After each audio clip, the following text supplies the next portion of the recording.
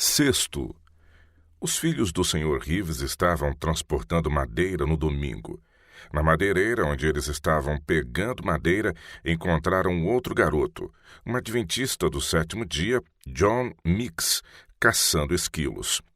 Eles se juntaram a ele na caça, assustando os esquilos ao redor das árvores para que Mix pudesse atirar neles.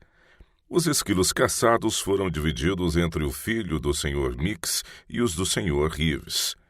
Então, o filho do Sr. Mix foi acusado, processado e condenado por desrespeitar o domingo, com base no testemunho do pai daqueles garotos que estavam transportando madeira e que ajudaram o garoto a matar os esquilos. Sétimo, James M. Poole, por estar capinando em seu jardim no domingo, foi condenado por transgredir o domingo sob o testemunho de um santificado membro de igreja que tinha ido à casa de Poole no domingo a fim de comprar tabaco. Permitam-me mencionar os métodos empregados na instauração dos processos. No caso do Sr. Scholes J. A. Armstrong, foi chamado perante o grande júri. Depois de responder várias vezes a perguntas relacionadas a respeito do trabalho feito no domingo por diferentes grupos em diferentes modalidades de trabalho e comércio, foi-lhe perguntado diretamente se conhecia algum adventista do sétimo dia que trabalhava no domingo. Ao responder afirmativamente à pergunta, segundo a natureza do trabalho mencionado, todos os adventistas do sétimo dia que ele mencionou foram indiciados, mas ninguém de qualquer outra classe ou comércio. No segundo caso, de James A. Armstrong, ele foi preso a pedido do prefeito. Quando foi solicitado a declarar o motivo da prisão de Armstrong, o prefeito disse que A. J. Foran tinha chamado sua atenção para o trabalho de Armstrong. Ele havia dito: agora cumpra o seu dever. Apesar de Vaughan testificar sob juramento que de forma alguma havia visto Armstrong no dia mencionado. Armstrong não apenas foi preso por ordem do prefeito, mas também julgado diante do prefeito que atuava como juiz de paz. E quando Vaughan testemunhou que não tinha visto Armstrong em nenhum momento do dia referido, isso fez com que o prefeito fosse, para todos os efeitos, tanto a testemunha de acusação quanto o juiz, e as perguntas feitas mostraram precisamente sua posição e visão pessoal sobre o caso. A pergunta que ele fez às duas primeiras testemunhas foi: o que vocês sabem sobre o trabalho do Sr. Armstrong feito no domingo, no dia 27 de junho? Essa pergunta já continha em si a premissa do que se esperava ser provado no julgamento. Isso é suficiente para mostrar o modo de operação desta lei dominical proposta nesse projeto de lei aqui no Senado. Há muitos outros casos, todos na mesma direção, mas no decorrer de toda essa lista de casos, só vemos registros de como pessoas que realizavam trabalhos honestos em suas propriedades pessoais, de uma maneira impossível de fazer mal a qualquer alma nesta terra, foram indiciadas, processadas e condenadas mediante a apresentação de provas da parte de homens que, caso houvesse de fato algo de errado em cada situação, eram mais culpados do que os acusados. Se a perseguição religiosa puder ser mais claramente demonstrada do que tem sido nesses casos, esperamos jamais ver tal demonstração. Pode-se perguntar por que não foi feita nenhuma apelação. De fato, uma apelação foi dirigida à Suprema Corte do Estado no primeiro caso julgado. A decisão do Tribunal de Primeira Instância foi confirmada num parecer que se encerra com estas palavras: o argumento do recorrente, então, se resume a isso. Por ele acreditar conscienciosamente que lhe é permitido pela lei de Deus trabalhar no domingo, ele pode violar com impunidade o estatuto que declara ser ilegal o trabalho nesse dia. Contudo, uma crença religiosa de uma pessoa não pode ser aceita como justificativa para que ela cometa abertamente um ato considerado criminoso pela lei desta terra. Se a lei é severa demais, como ocorre às vezes, a solução se encontra nas mãos do legislativo. Não é da alçada do judiciário passar por cima da sabedoria ou dos posicionamentos da legislação. Esse é um assunto que deve ser levado aos membros do setor legislativo, e o único recurso para reverter suas determinações é apelar ao eleitorado. Essa decisão da Suprema Corte possui o mesmo teor dos processos judiciais em outras cortes. Tal decisão outorga ao Legislativo toda a onipotência característica do Parlamento Britânico e, dessa forma, acaba com toda a necessidade de uma Constituição. Decisões tomadas apenas sob esse princípio são contrárias ao espírito das instituições americanas. Nenhum corpo legislativo neste país se estrutura segundo o modelo do Parlamento Britânico no que diz respeito ao poder. Neste país, os poderes de cada corpo legislativo são definidos e limitados por constituições. É prerrogativa das Supremas Cortes definir o significado da Constituição e decidir se um ato do Legislativo é constitucional ou não. Se a lei for constitucional, então ela deve permanecer, não importam quais forem os resultados. E a Suprema Corte é o órgão pelo qual a constitucionalidade ou a inconstitucionalidade de qualquer lei deve ser revelada. Mas se, como essa decisão declara, o Legislativo for onipotente e o que ele fizer deve prevalecer como lei, então não há nenhuma razão para a existência de uma Constituição. Um dos motivos por que o Judiciário é estabelecido é o da proteção aos direitos constitucionais dos cidadãos. Enquanto existir uma Constituição acima do Legislativo, que define e limita seus poderes e protege e assegura os direitos dos cidadãos, será prerrogativa da Suprema Corte se pronunciar sobre os decretos do Legislativo. A Suprema Corte do Arkansas, portanto, claramente abdicou de uma das funções essenciais pelas quais ela foi criada, ou, na pior das hipóteses, subverteu a própria Constituição do Arkansas. Seja qual for o caso, ela outorgou ao Legislativo a onipotência do Parlamento Britânico, uma atitude contrária a cada princípio das instituições americanas. Infelizmente, o estado do Arkansas não é uma exceção nesse caso, pois este é o procedimento habitual das Supremas Cortes ao sustentarem leis dominicais. Essas leis não podem ser sustentadas sobre nenhum princípio americano. A cada caso surge a necessidade de recorrer, e isso tem ocorrido com quase nenhuma exceção, ou aos princípios da relação entre Igreja e Estado do governo britânico, ou ao princípio britânico da onipotência do poder legislativo. Contudo, os princípios americanos estão muito acima e são muito mais avançados do que os princípios do governo britânico, pois admitem limitações constitucionais ao poder legislativo e não aprovam nenhum tipo de união entre Igreja e Estado. Consequentemente, leis dominicais nunca foram e nunca poderão ser sancionadas pelos princípios americanos. Que essa censura à Suprema Corte do Arkansas não é injusta, temos as mais claras provas. Os 3 juízes que na época compunham a Suprema Corte eram todos membros da Associação de Advogados do Estado do Arkansas. Em menos de 3 meses após essa decisão ser proferida, essa associação de advogados unanimemente produziu um relatório para o Estado sobre a Lei Reforma Legal, do qual tenho em minhas mãos uma cópia oficial. Nesse documento, sob o título Leis Dominicais, encontra-se o seguinte: nosso estatuto, tal como está no Mansfield's Digest, provê que as pessoas membros de qualquer sociedade religiosa que observa como dia de descanso qualquer outro dia da semana que não seja o sábado cristão, ou seja, o domingo, não estarão sujeitos às penalidades desta lei, a lei dominical, de modo que eles possam observar um dia em 7, consoante sua fé e a prática de sua igreja ou sociedade. Mansfield's Digest, seção 1886. Esta lei já estava em vigor desde o momento da organização do governo do Estado, mas infelizmente foi revogada pelo Decreto de 3 de março de 1885, Decretos 1885, página 37.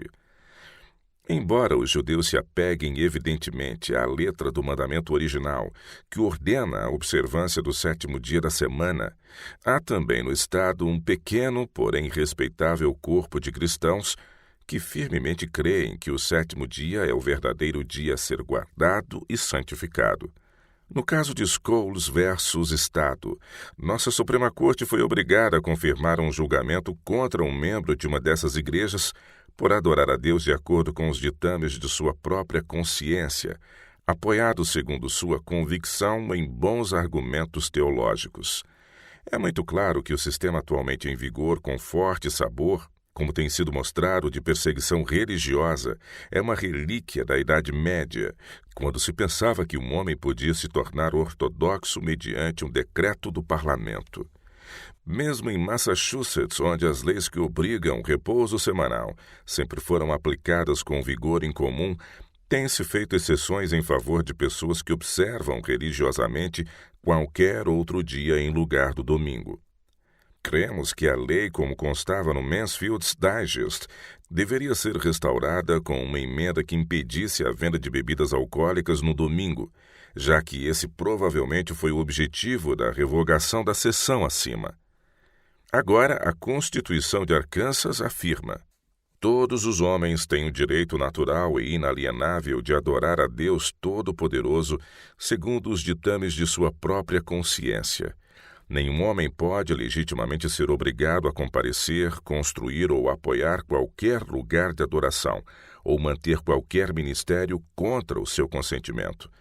Nenhuma autoridade humana pode, seja qual for o caso ou maneira, controlar ou interferir no direito de consciência, e nenhuma preferência jamais será dada por lei a qualquer instituição religiosa, denominação ou maneira de adoração acima de outras. Esse relatório da Associação de Advogados diz: no caso de Scholes versus Estado, nossa Suprema Corte foi obrigada a ratificar um julgamento contra um membro de uma dessas igrejas por adorar a Deus segundo os ditames de sua própria consciência. Os membros da Suprema Corte, também membros da Associação de Advogados, por meio desse relatório confessam que eles confirmaram um julgamento contra um homem por fazer o que a Constituição explicitamente declara ser um direito natural e inalienável de todo cidadão. Senador Blair: então, se eles tinham uma lei como essa, eles foram injustamente condenados por ela, assim como homens inocentes às vezes são enforcados. Mas você não pode argumentar que não deva haver nenhuma lei contra o assassinato pelo fato de homens inocentes serem às vezes executados. Trata-se de uma falha na administração da lei. Você não pode raciocinar com base nisso que não deveria haver nenhuma lei. Sr. Jones: se tivessem ocorrido os aprisionamentos de outras pessoas por trabalhar no domingo, em número semelhante ao aprisionamento de observadores do sétimo dia, e a lei tivesse sido aplicada igualmente a todos, então a iniquidade não teria sido tão evidente, ou se aqueles que não eram guardadores do sétimo dia e que foram presos também tivessem sido condenados, o caso ainda assim não teria sido tão claramente um exemplo de perseguição. Mas quando em todos os registros dos 2 anos de existência da lei nessa forma, não houve o aprisionamento de um único dono de bar, nem de qualquer pessoa não guardadora do sétimo dia, com as 2 exceções mencionadas, então não poderia haver uma demonstração mais clara de que a lei foi usada apenas como um meio para tornar público o ódio religioso contra uma classe de cidadãos inocentes de qualquer crime, salvo de professar uma religião diferente da maioria.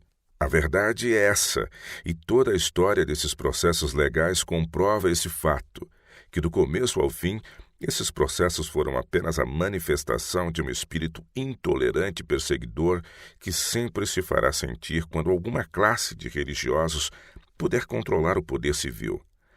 As informações sobre as quais se fundamentaram as acusações foram dadas traiçoeiramente no próprio espírito da Inquisição.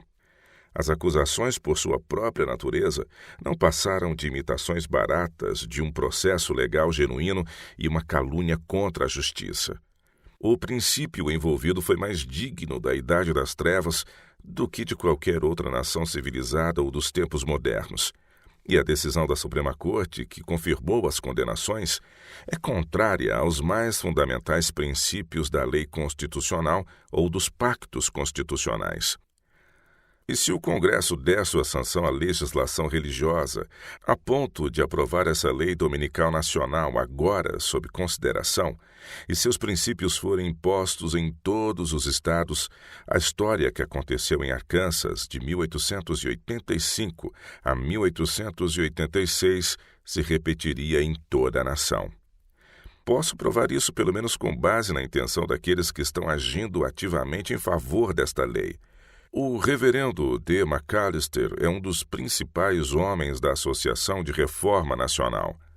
Essa associação e a União de Temperança Cristã da Mulher estiveram reunidas numa convenção em Lakeside, Ohio, em julho de 1887.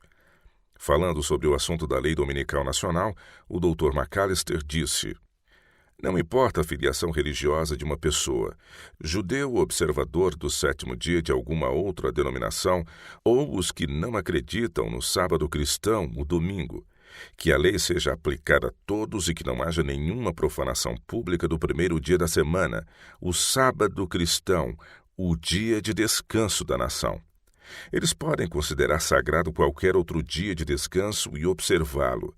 Mas o dia que é 1 em 7 para a nação em geral, que ele não seja publicamente profanado por ninguém, seja um funcionário público ou um cidadão comum, elevado ou humilde, rico ou pobre."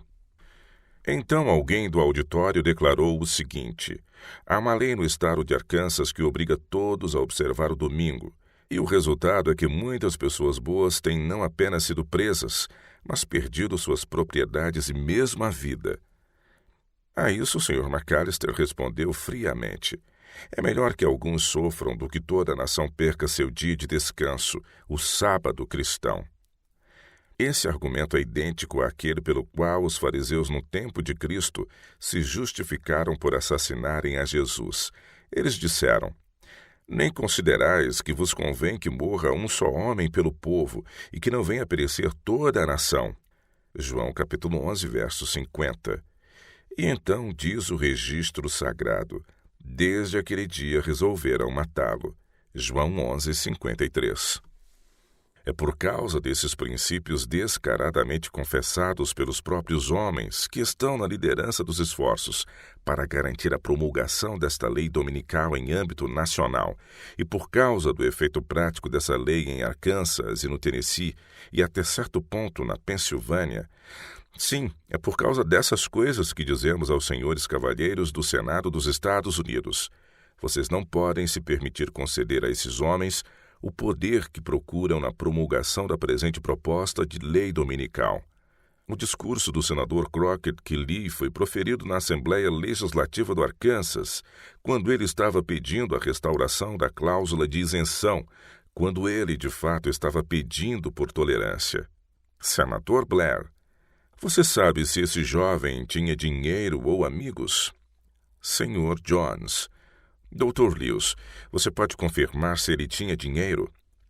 Dr. Lewis: "O caso nunca foi relatado às outras igrejas pedindo auxílio. Não sei quanto ao patrimônio pessoal dele." Senador Blair: "Você não acha que se tratava de um homem excêntrico que permitiu que seu filho morresse e sua esposa passasse fome?" Dr. Lewis: "O caso não foi relatado às nossas igrejas do norte."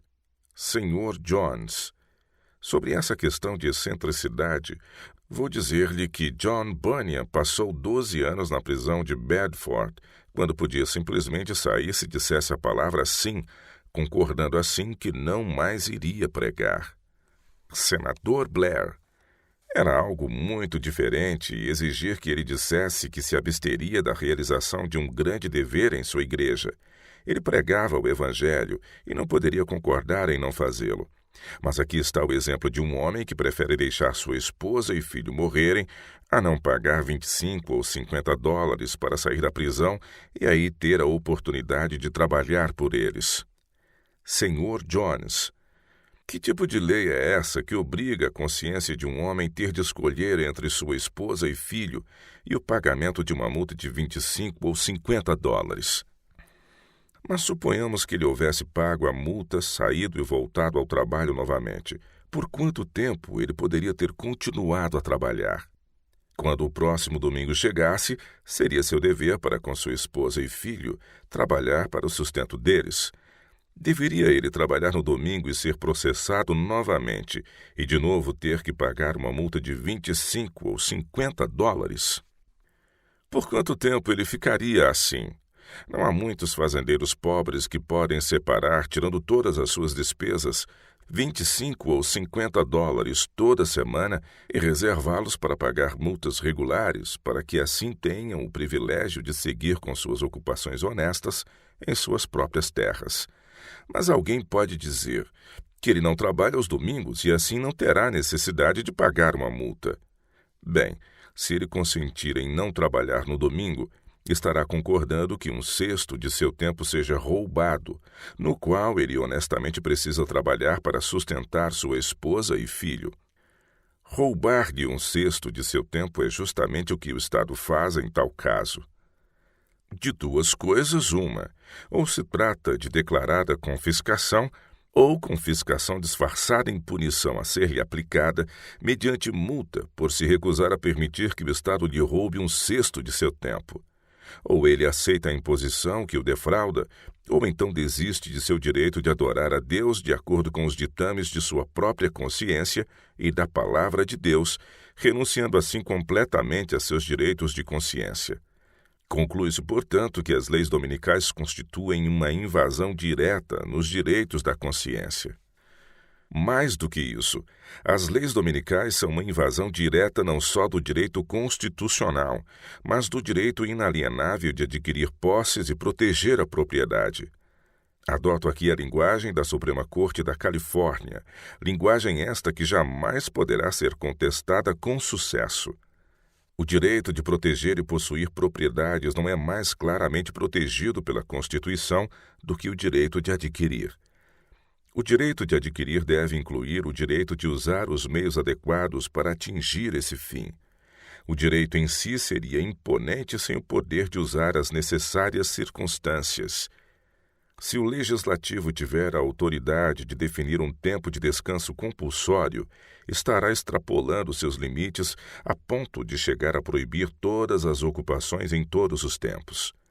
O fato de a Constituição declarar um direito inalienável e, ao mesmo tempo, deixar o legislativo com poder ilimitado sobre ele, seria uma contradição de termos, uma provisão ineficiente e provaria que a Constituição não passaria de mera barreira de palha, ineficiente para proteger o cidadão, ilusória e visionária, cujo resultado prático seria o de destruir e não de conservar os direitos que pretendem proteger. O legislativo, portanto, não pode proibir o uso apropriado dos meios de aquisição de propriedade, exceto se a paz e a segurança do Estado o exigirem. Ex parte Newman, páginas 517 e 510. Mas será que a paz e a segurança do Estado exigem tal coisa em qualquer dos casos aqui discutidos? Será que há uma ameaça para a paz e a segurança do Estado se algum homem dedicar-se às suas ocupações de modo honesto, legítimo e louvável? Pelo contrário, é contra a paz e a segurança do Estado proibir tal coisa. Como já provei de forma conclusiva antes, se o Estado fizer isso, ele estará colocando ocupações honestas na categoria de crimes, estará tratando os cidadãos trabalhadores e pacíficos como criminosos, e premiando a ociosidade e a irresponsabilidade. Fazer essas coisas certamente significa estar contra a paz e a segurança de qualquer Estado. Fica demonstrado, portanto, que as leis dominicais são uma invasão do direito inalienável de adquirir e possuir propriedade. E se aquele homem do Arkansas tivesse obedecido a essa lei, ele teria renunciado a seu direito inalienável. Mais uma vez repito, como o direito de adquirir propriedade inclui o direito de usar os meios adequados para alcançar esse fim, e como tal lei priva um homem do uso desses meios durante um sexto de seu tempo, conclui-se então que se trata de uma violação do dispositivo da 14ª emenda da Constituição dos Estados Unidos, que declara que nenhum Estado privará qualquer cidadão da vida, liberdade ou propriedade sem o devido processo legal. Tudo isso, Senhor, está envolvido na questão de saber se aquele homem deverá reconhecer a lei a tal ponto de até pagar a multa. Se ele o fizer, segue-se inevitavelmente que toda a sua propriedade será usada para pagamento de multas. Outra opção é ele escolher renunciar a seus direitos de consciência e permitir que 1/6 do seu tempo seja confiscado e, assim procedendo, perca certa proporção de sua propriedade, pois vale ressaltar para um cidadão trabalhador, tempo é propriedade. Mas se o Estado, mediante uma lei dominical ou qualquer outro meio, puder confiscar uma parte, ele poderá confiscar tudo. Quando então é que se deve começar uma resistência à opressão? Eu digo, na primeira situação em que isso ocorrer. Sob o pretexto da palavra empréstimo, Carlos I propôs-se a confiscar uma pequena soma de dinheiro de cada um dos proprietários da Inglaterra. A cota de John Hampden era de aproximadamente $7,75. Ele era um homem rico, mas se recusou a pagá-la, e sua recusa em pagar essa soma insignificante levou toda a Inglaterra a mergulhar em confusão e guerra civil. O rei perdeu sua cabeça, o próprio Hampden perdeu a vida, e tudo isso em vez de pagar a quantia insignificante de $7,75, menos de 1/3 da multa imposta sobre esse homem por se recusar a permitir o confisco de 1/6 de sua propriedade. Mas a recusa de John Hampden de pagar aquela quantia propiciou o estabelecimento do princípio constitucional de que cada homem tem o direito inalienável de adquirir, possuir e proteger sua propriedade, um direito que, nesse caso, havia sido invadido.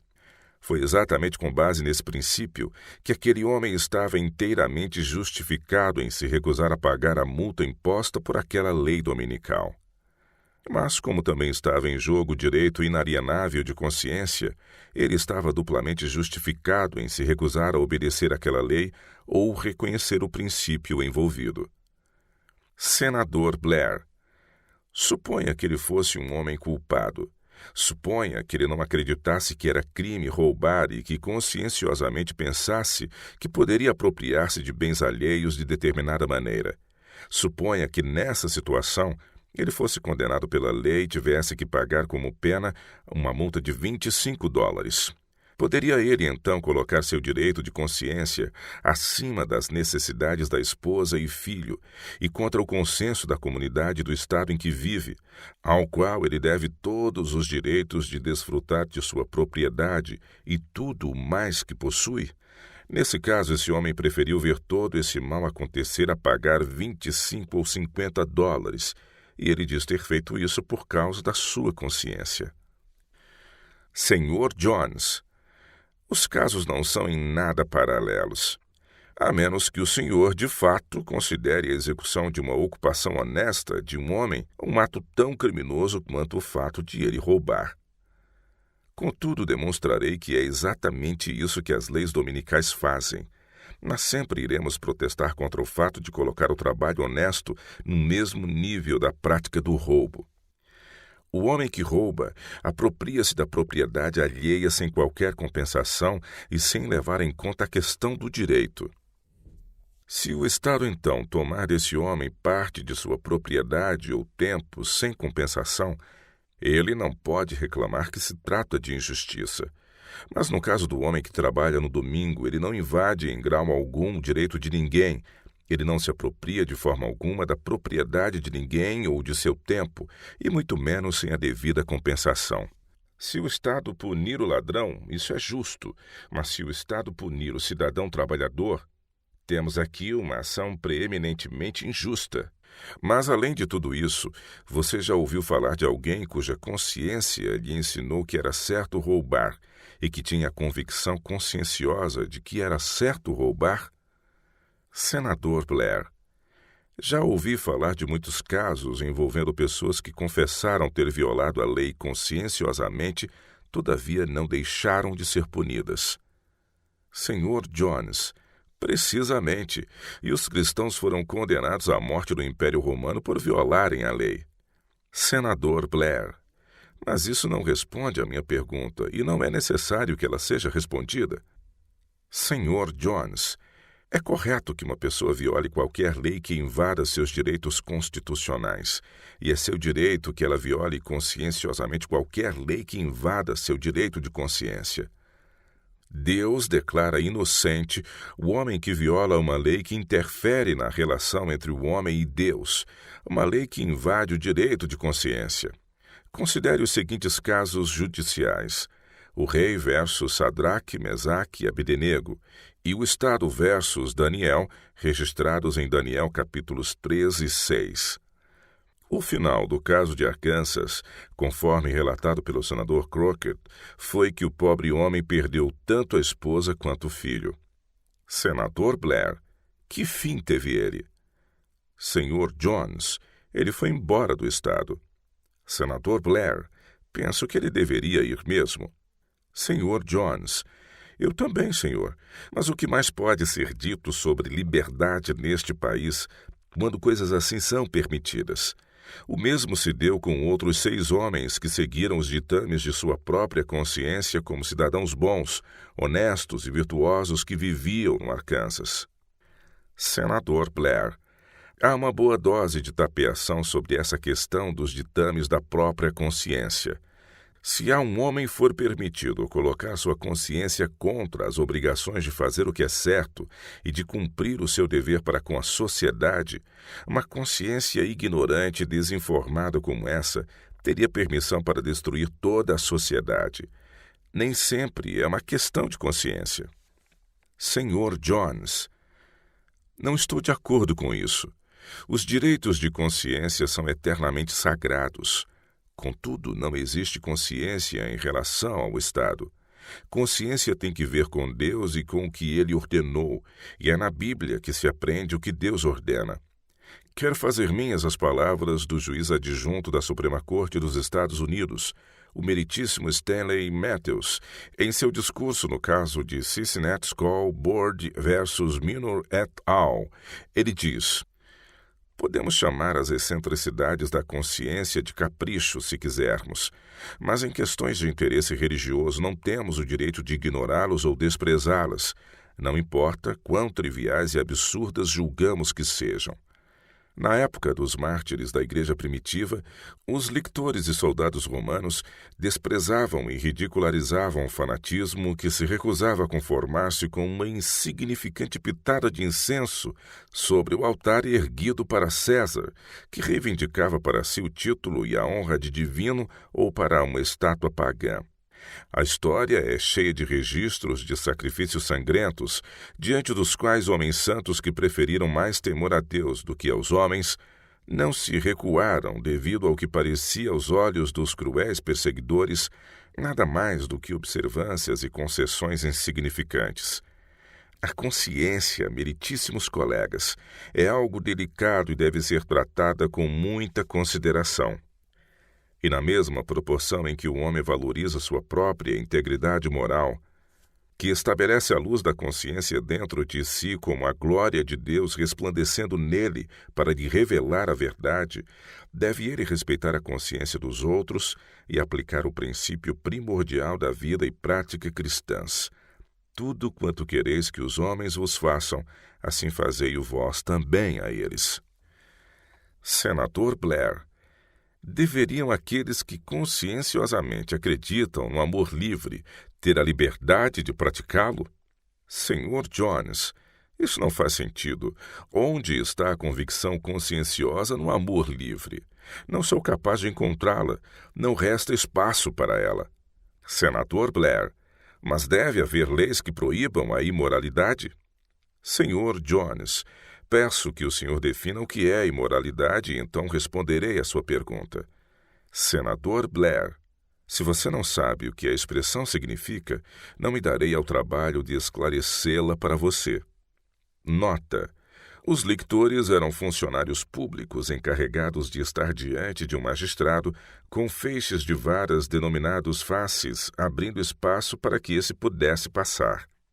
Senhor Jones, eu sei o que ela significa. Senador Blair, então por que me pede para defini-la? Por que não responde à pergunta?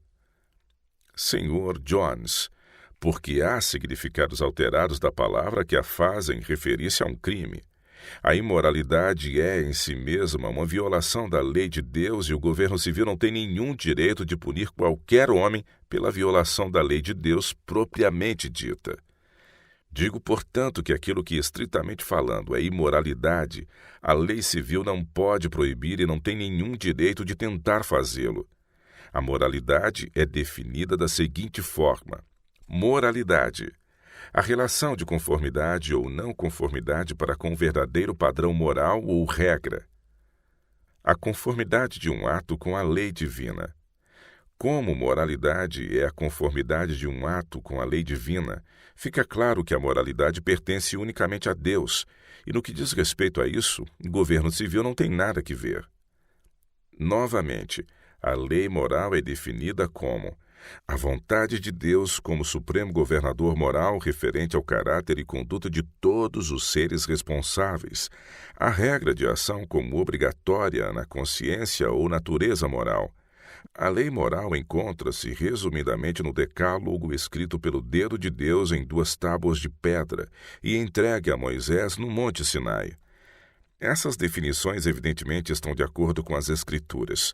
As Escrituras mostram que os 10 mandamentos são a lei de Deus, que eles expressam a vontade de Deus, que pertencem à consciência e têm jurisdição sobre os pensamentos e intenções do coração.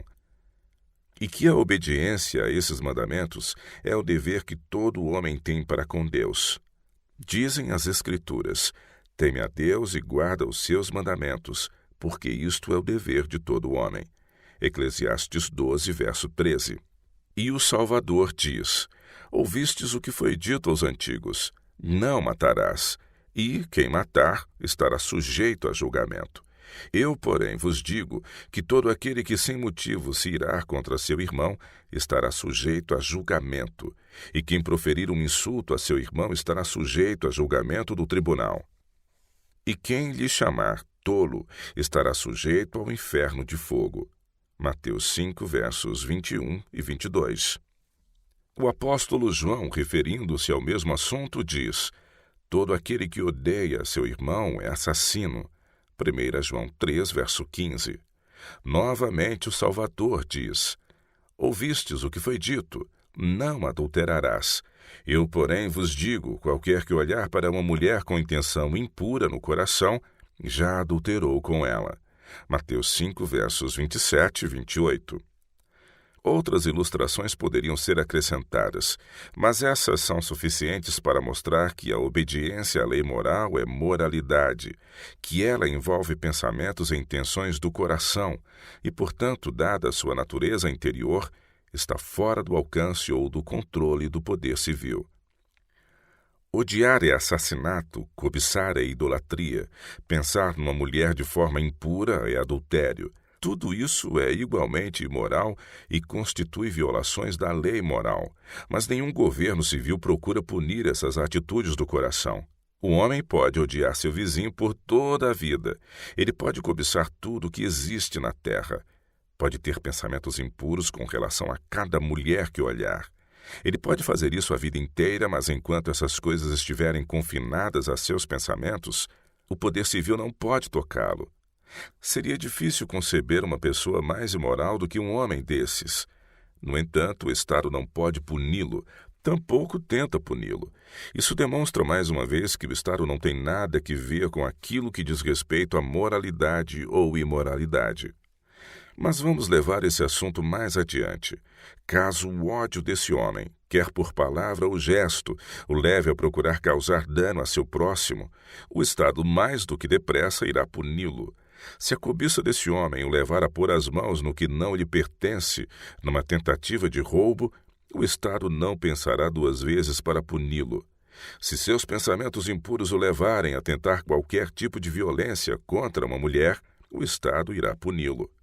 No entanto, tenha-se em mente que, mesmo nesses casos, o Estado não pune tal homem por sua imoralidade, mas sim por sua incivilidade. A imoralidade reside no coração e pode ser mensurada apenas por Deus.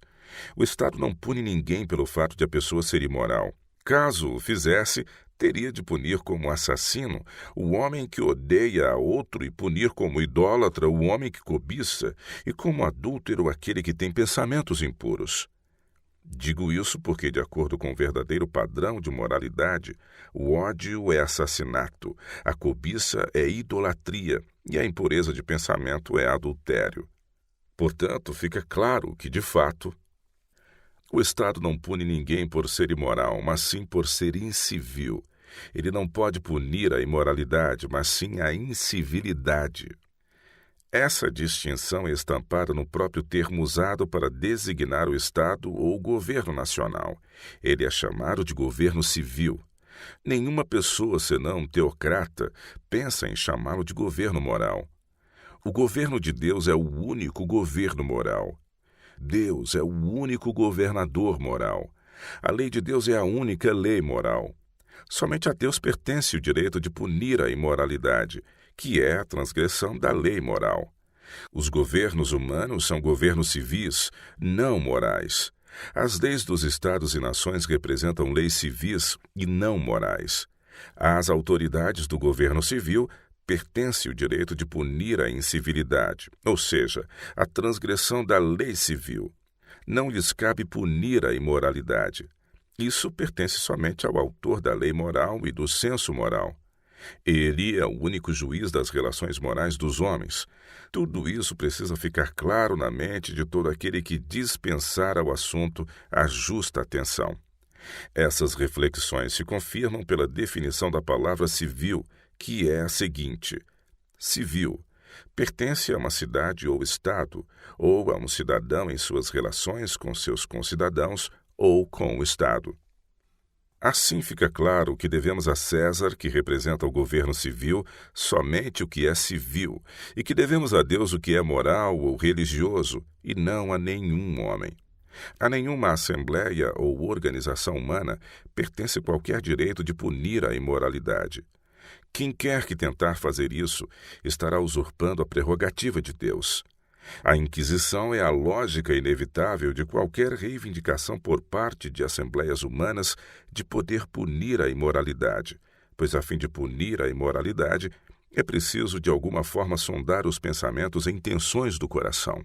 O papado, afirmando ter o direito de obrigar os homens a ser morais e de puni-los por causa de imoralidade, tinha a cruel coragem de levar este maléfico princípio à sua consequência lógica. Com o intento de colocar esse princípio em prática, verificou-se ser essencial ter acesso aos segredos do coração dos homens. Verificou-se também que o diligente emprego de tortura iria extrair dos homens, em muitos casos, uma confissão completa dos desígnios mais secretos do coração. Por conseguinte, a Inquisição foi estabelecida como o meio mais bem adaptado para garantir o fim desejado. Enquanto os homens concordarem com o conceito de que está dentro da alçada do governo civil impor a moralidade, não haverá muito benefício em condenar a Inquisição, pois aquele tribunal é o único resultado lógico de tal conceito. Assim, creio ter discorrido mais do que o suficiente sobre a relação da moralidade para com o Estado no verdadeiro e genuíno sentido da palavra moralidade. Mas, como disse no início, há um sentido adaptado para a palavra moralidade, no qual o termo é usado apenas para se referir à relação dos homens para com seus semelhantes. Com referência a essa visão de moralidade, algumas vezes é dito que o poder civil deve impor a moralidade em bases civis. Mas a moralidade em bases civis não passa de civilidade, e a imposição da moralidade em bases civis nada mais é do que a imposição da civilidade. Sem a Inquisição, é impossível que o governo civil possa estender sua jurisdição além das coisas civis, ou impor alguma coisa além da civilidade. Mas pode-se perguntar, por acaso o poder civil não impõe a observância dos mandamentos de Deus que ordenam: não furtarás, não matarás, não adulterarás e não dirás falso testemunho? Porventura ele não pune a violação desses mandamentos de Deus? Eu respondo: o poder civil não impõe a observância desses mandamentos, tampouco pune a violação deles como mandamentos de Deus.